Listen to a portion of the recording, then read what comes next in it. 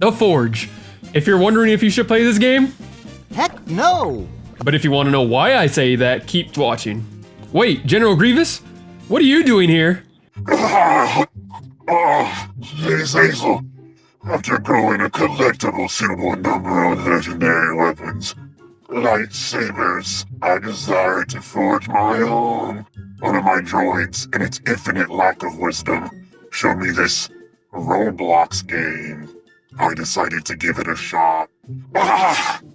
Disappointing. What is The Forge? The Forge is a fundamentally repetitive dungeon crawling loot and crafting game. The core loop is simple. Mine, I go into cave and I hit rocks. Loot, I get random ores. Craft, I turn those ores into weapons or armor to kill said mobs in the cave. Repeat, I sell the weapons I don't want to get a new pickaxe, and repeat. Such uncivilized gameplay. Pointless repetition. And the forging system, a major disappointment, and I wasn't even excited for this game. The process that should be the heart of a blacksmithing game, mind you, frankly is insulting in its simplicity. There are only 3 extremely easy minigames. Puffing the heat, pouring the mold, clicking on the already made weapon head, and that's it. My expectation, and more importantly all my friends, was a more involved forging experience. A game where I could choose the mold and perform more than just 3 easy steps. Just saying, it skipped over a lot of blacksmithing steps, I'm just saying. My biggest problem with the Forge is it lacks depth. I can't even choose the mold.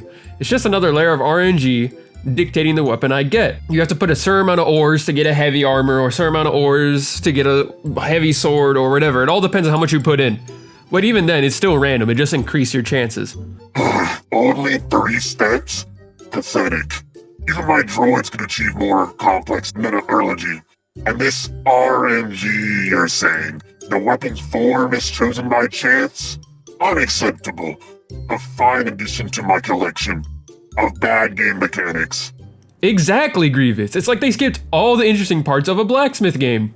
The game, at its core, is an RNG game. More akin to Fish and Souls RNG than it would be to Skyrim, and that is a fundamental flaw. And races matter more than skill, and the worst part is there's no way to get them in-game. You can only buy them or hope for their pitiful code drops that expire in 5 minutes. Unlike games like Skyrim where the ore nodes offer a predictable resource and where they are, the ores you get from rocks in this game are pretty random. And while loot tables seem like they exist, that information is not well known or clear, making the mining loop feeling completely arbitrary.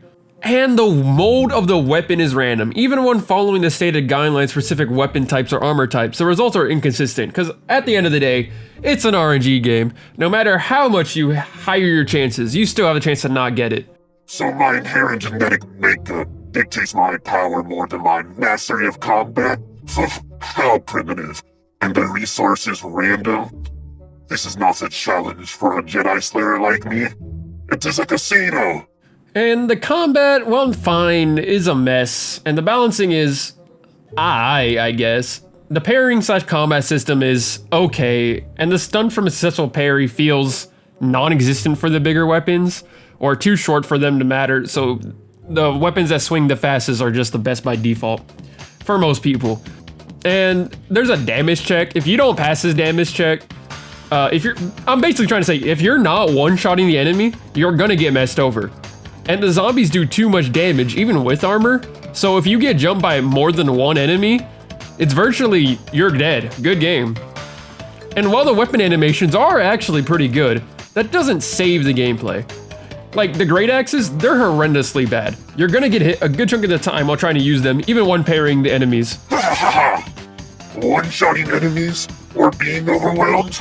This is not combat, it is an execution. A parry should be decisive, a clear opening for a counterattack. Not nothing. This combat is flimsy as a gun shield. Tell me about it. It makes fights against multiple enemies a death sentence, no matter how equipped you are. This game is heavily dependent on specific races. The top races, Angel and Demon, are truly amazing, and the other races that are legendary, Golem, Dragonborn, Minotaur, are just kinda okay.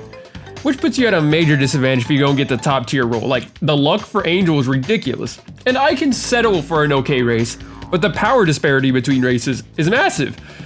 And why is Dwarf not the best race in this game? In a blacksmithing game. Dwarf is the blacksmith race. Ridiculous. So my potential is lost behind this mimic lottery, and they don't even know the basics of fantasy. This is not the way of the warrior. This is a disgrace. And the endgame of quests reinforce this monotony even worse. If you're already bored, these quests will not help you. Maybe one step up from a game like Fish, which is a low bar to begin with. The endgame seems to be getting the perfect weapon with the perfect runes, but for what? I can't find any bosses or compelling reasons for the perfect weapon or armor to even matter. You'll be doing the same repetitive mining loop whether I'm new or old to the cave. A better weapon just makes the enemies less of a threat. And the quests are mostly fetch or slaying quests. That can be fine, but the execution here is poor. The questing system fails to fix the existing monotony of hit rock, forge, sell, repeat, and then maybe you can throw in any enchant or runes in there, whatever. It just reinforces the loop. Fetch quest. My droids have more ambition. A true quest should involve a conquest, a formidable opponent, a worthy prize, not delivering rocks. Consider Henmar Shame. This is a Skyrim part. The surface quest is go here, clear vampires. The twist, through the environmental storytelling and notes, is that the vampires were followers of Clavis Cavile, begging for a cure. Clavicus grants their wish by having you, the player, kill them and setting them free. This dark, brutal context elevates a basic kill quest. The Forge game doesn't do that. What you see is what you get. And while I can cut a free Roblox game some slack, the quests were a missed opportunity to add meaningful depth and fix an already extremely boring gameplay loop. And the monetization, don't get me started. It's clearly exploitive, but mostly for the race system. The top races, Demon/Angel, on average, are gonna need about 100 rerolls. This can cost approximately 5,000 to 750 Robux, or about 58 USD. And for the mid-tier races, which are not even mid-tier, Golem, Dragonborn, Minotaur, this is around 22 rerolls, costing about 1,278 Robux, or 13-ish USD. And when they do put codes out, they expire what it feels like almost instantly. And for the game passes, they are moderately priced, but for the shallow gameplay that you use them for, they feel virtually unnecessary. Paying a one-time fee to speed up a loop that's already extremely boring and has such little gameplay does not justify the purchase for me. Players are likely to quit before getting long-term value from any of these passes. So they demand payment for the privilege of enduring such monotony. This is not commerce, it's extortion.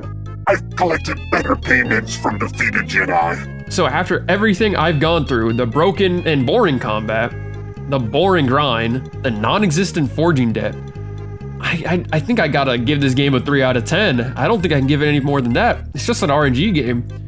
Not a very fun one either, but it's better than Souls RNG and Fish. Ah, yes, 3 out of 10, excellent. It's a more accurate representation of the uncivilized waste of time than I would rate it. A fine addition to my collection of pathetically bad Roblox games. Now, if you excuse me, I have actual weapons to polish. It's Chase Saison, mother trucker. It's Chase Saison, snitch. Let's get some Robux tonight.